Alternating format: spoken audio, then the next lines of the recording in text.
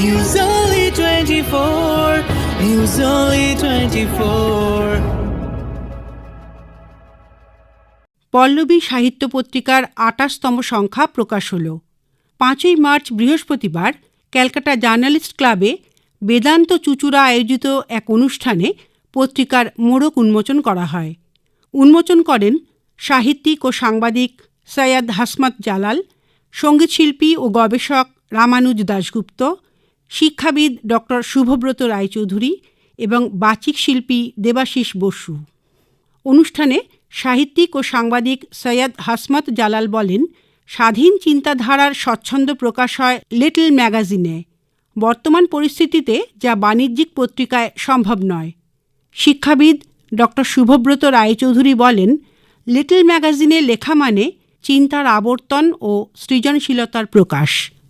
এবারের পল্লবী পত্রিকায় প্রকাশিত কবি অরুণ চক্রবর্তীর কবিতা পড়ে শোনান বাচিক শিল্পী দেবাশিস বসু।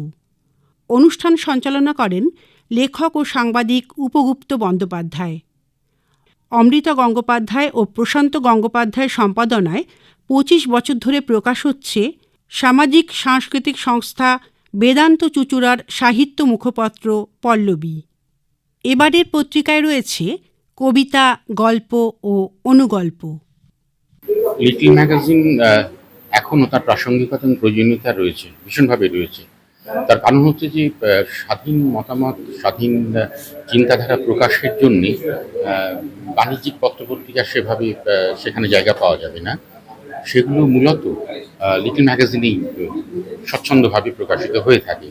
তার কারণ হচ্ছে যে বাণিজ্যের বাইরে গিয়েও কিছুটা ভাবনা চিন্তা করার, বর্তমান সময় সম্পর্কে, সমাজ সম্পর্কে স্বাধীনভাবে চিন্তা করার যে প্ল্যাটফর্ম, সেটা তো লিটল ম্যাগাজিনই আমাদের বরাবর দিয়ে এসেছে। ফলে এটা আরো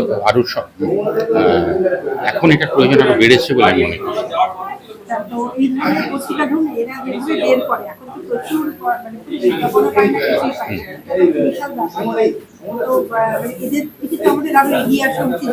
অবশ্যই লিটল ম্যাগাজিন কখনোই প্রচুর মানুষের কাছে পৌঁছয় না। হয়তো এক একটা গোষ্ঠী তারা বের করছে, হয়তো ১০০ জন ২০০ জন বড়জন মানুষের কাছে যায়। কিন্তু এই ছোট ছোট ভাবনাগুলো, স্বাধীন ভাবনাগুলো ১০০ জন মানুষের কাছে যদি পৌঁছয়, তাহলেও এর গুরুত্ব খুব কম নয়। লিটল ম্যাগাজিনের একটা বিরাট ভূমিকা আছে, কারণ লিটল ম্যাগাজিন এমন একটা ম্যাগাজিন যেটার মধ্যে চিন্তা শক্তিটা রোলিং করে, স্মৃতিশক্তিটাকে বাড়ায়, সামথিং ক্রিয়েটিভ সঙ্গে সঙ্গে তৈরি করবার একটা প্রচেষ্টা। ধরুন একটা ইনস্ট্যান্ট কবিতা লিখলো, একটা ইনস্ট্যান্ট আঁকলো, কিংবা একটা ইনস্ট্যান্ট বক্তৃতা দিল, সেইখানে লিটল ম্যাগাজিনের যে অরিজিনালিটি আছে সেখানে কোনো ওই রকম ধরনের কোনো কপি কালচার দিয়ে লিটল ম্যাগাজিন হয় না। লিটল ম্যাগাজিনের একটা নিজস্বতা আছে এবং তার একটা ধারাবাহিকতা আছে, তার একটা সত্তা আছে এবং তার একটা বিশ্লেষণ ব্যাপার আছে। সেই ব্যাপারটা কিন্তু অত্যন্ত জরুরি এবং সেই জন্য আমার মনে হয় ছোটো ছোটো ছেলেমেয়েদের মধ্যে স্কুল কলেজেতে দেওয়াল ম্যাগাজিন, লিটল ম্যাগাজিন এগুলোকে আরও বাড়িয়ে দেওয়া দরকার আছে। অর্থাৎ পাওয়ার অফ রাইটিং। আর একটা হচ্ছে হাতে লেখা অভ্যেস করতে হবে। হাতের লেখা লিখতে পারছে না, অনেক বড় বড় ছেলে মেয়েদের দেখছি তারা হাতে লিখতে পারছে না। হাতে লেখা অভ্যেস করতে হবে।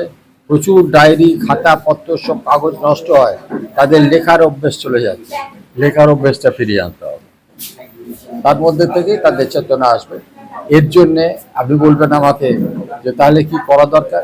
আমাদের মতো পেরেন্টসদের আরেকটুখানি চোখ খুলে তাদের পাশে হাতটা ধরা। এবারে আমাদের সংখ্যার বিষয়বস্তু ছিল আমাদের সম্পর্ক, মানে আত্মিক সম্পর্ক শুধু না, আমাদের ভেতরের একটা মনের মানুষ আছেন, তার সঙ্গে আমাদের নিজের যে সম্পর্ক সেটা বিষয়ে যেমন আমরা বলেছি, আবার তেমনই মানুষের সঙ্গে মানুষের সম্পর্ক বা আমার সঙ্গে বিভিন্ন সমাজের সম্পর্ক, বিভিন্ন আঙ্গিক এই সম্পর্ককে আমরা তুলে ধরার চেষ্টা করেছি।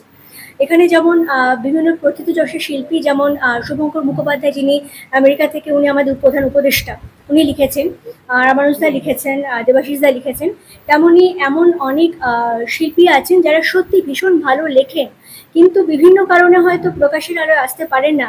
সেরকমও অনেক শিল্পীর লেখা আমরা এখানে বের করেছি। আমরা সবসময় এই প্রচেষ্টায় থাকি যে সত্যি যারা ভালোবাসেন লেখাকে, যারা বইকে ভালোবাসেন, যারা সাহিত্যকে ভালোবাসেন, তারা যেন সত্যি এই আমাদের সঙ্গে যুক্ত থাকেন, পল্লবীর সঙ্গে যুক্ত থাকেন।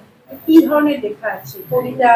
কবিতা আছে, গল্প, অনুগল্প, বিভিন্ন গল্পের মাধ্যমে ছোট কবিতা, বড় কবিতা, নানা রকম ভাবে আমরা পল্লবীকে সাজিয়েছি এবারে। প্রত্যেকবার কি আপনারা কোনো বিষয় নির্দিষ্ট করে রাখেন? প্রত্যেকবার আমরা বিভিন্ন বিষয়কে মানে কেন্দ্র করে পল্লবী প্রকাশ করে থাকি। বেদান্ত চুচুড়াটা হচ্ছে একটা এনজিও, একটা সোসাইটি আন্ডার রেজিস্টার অ্যাক্টে এটা সংস্থা, একটা দীর্ঘ 1999 সাল থেকে এই সংস্থাটা নানাবিধ সমাজসেবামূলক কাজ করে আসে।